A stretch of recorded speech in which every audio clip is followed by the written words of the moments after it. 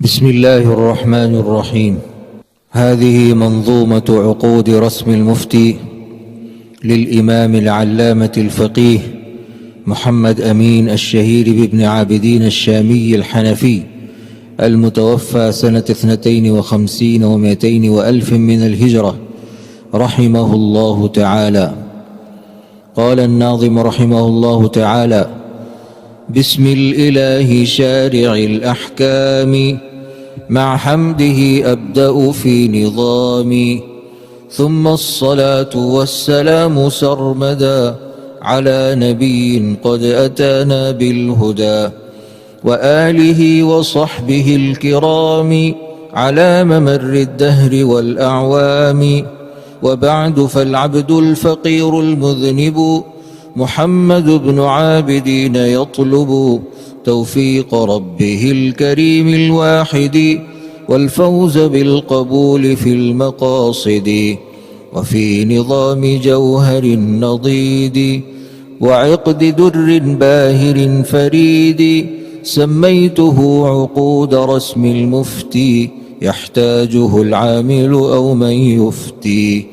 وها أنا أشرع في المقصود مستمنحا من فيض بحر الجود.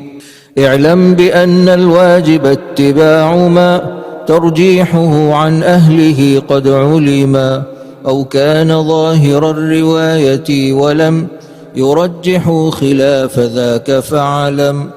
وكتب ظاهر الرواية أتت 6 وبالأصول أيضا سميت، صنفها محمد الشيباني حرر فيها المذهب النعماني، الجامع الصغير والكبير والسير الكبير والصغير.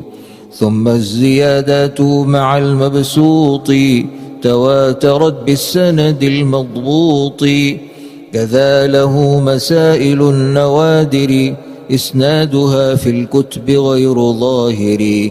وبعدها مسائل النوازل خرجها الأشياخ بالدلائل، واشتهر المبسوط بالأصل وذا لسبقه 6 تصنيفا كذا، الجامع الصغير بعده فما فيه على الأصل لذا تقدما.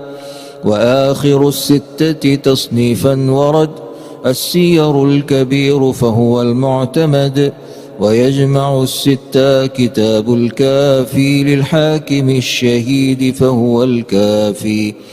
أقوى شروحه الذي كالشمس مبسوط شمس الأمة السرخسي، معتمد النقول ليس يعمل بخلفه وليس عنه يعدل.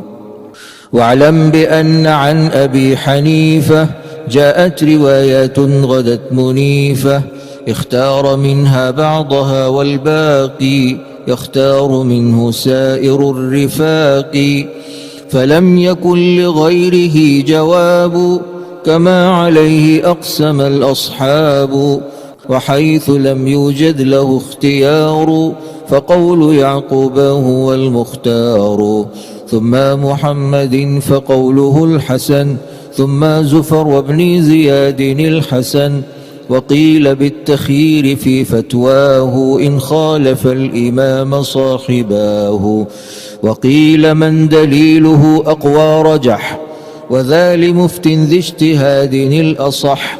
فالآن لا ترجيح بالدليل، فليس إلا القول بالتفصيل، ما لم يكن خلافه المصححا فنأخذ الذي لهم قد وضحا. فإننا نراهم قد رجحوا مقال بعض صحبه وصححوا، من ذاك ما قد رجحوا لزفر مقاله في 17. ثم إذا لم توجد الرواية عن علمائنا ذوي الدراية، واختلف الذين قد تأخروا يرجح الذي عليه الأكثر، مثل الطحاوي وأبي حفص الكبير وأبوي جعفر والليث الشهير. وحيث لم توجد لهؤلاء مقالة واحتيج للإفتاء، فلينظر المفتي بجد واجتهاد، وليخش بطش ربه يوم المعاد. فليس يجسر على الأحكام سوى شقي خاسر المرام. وها هنا ضوابط محررة غدت لدى أهل النهى مقررة. في كل أبواب العبادات رجح قول الإمام مطلقا ما لم تصح عنه رواية بها الغير أخذ، مثل تيمم لمن تمرا نبذ. وكل فرع بالقضاء تعلق قول أبي يوسف فيه ينتقى. وفي مسائل ذوي الأرحام قد أفتوا بما يقوله محمد، ورجحوا استحسانهم على القياس إلا مسائل وما فيها التباس. وظاهر المروي ليس يعدل عنه إلى خلافه إذ ينقل.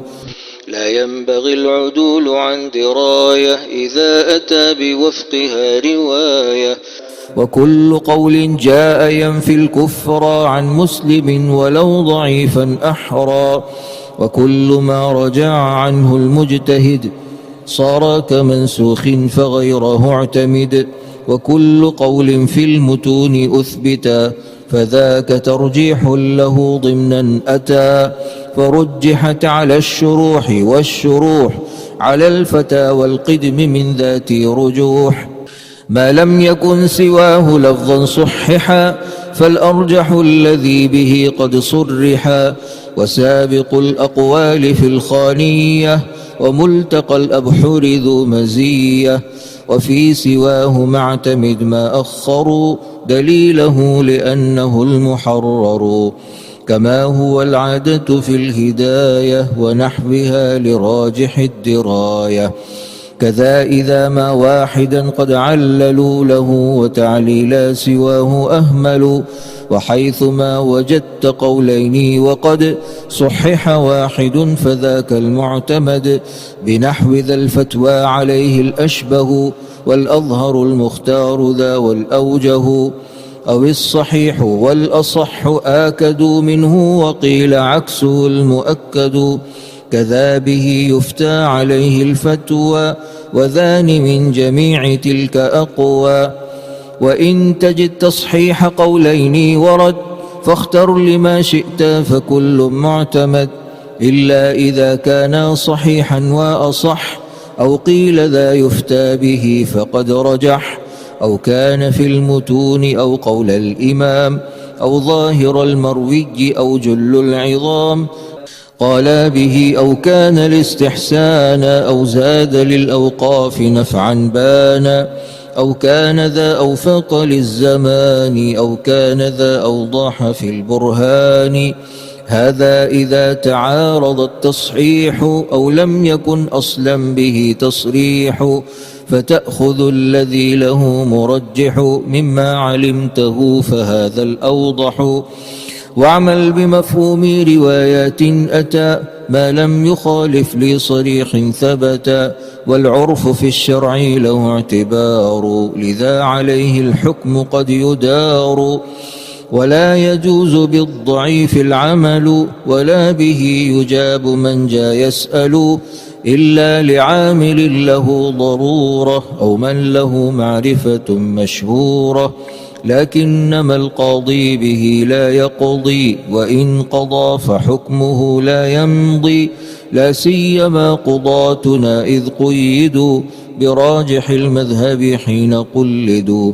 وتم ما نظمته في سلكي والحمد لله ختام مسكي.